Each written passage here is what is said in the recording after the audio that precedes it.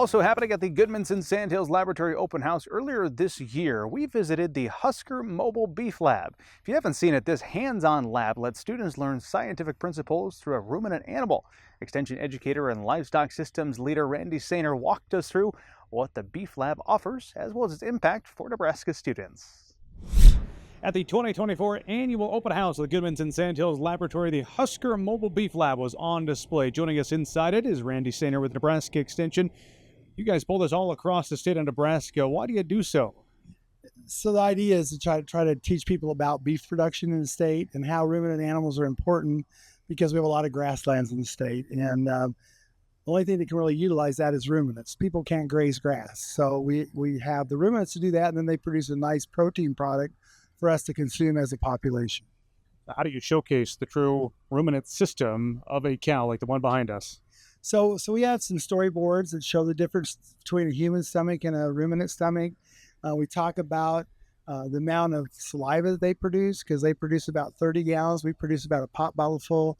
The reason they do that is because in that rumen is bacteria breaking down that forage, produces this organic acids. If it gets under a 6.2 or 3, we get trouble in the rumen. It gets sick. It doesn't work. So the animal produces saliva, which has got a bicarbonate in it to kind of neutralize that acid.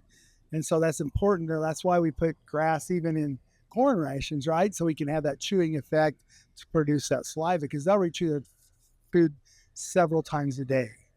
And sometimes they'll spend as many as 10 hours just ruminating and rechewing their food. Well, Randy, seeing the Husker Mobile Beef Lab out and about when you're on display, people have their chance to do something pretty unique that draws people in. Talk me through that. So they're actually able to go inside. We open up the fistula. We have a fistulated heifer, and we open it up, and they're able to put on. We actually put a face mask on because she does cough sometimes. We don't want it in their face. We put a robe on them also and a glove, and they go in and they can feel the papillae in the rumen, which helps with absorption of nutrients. They can feel the heartbeat because there's an artery that goes down her back. And then they can feel the difference between the top and the bottom, because the top is we have a forage mat, and then below is more liquidy.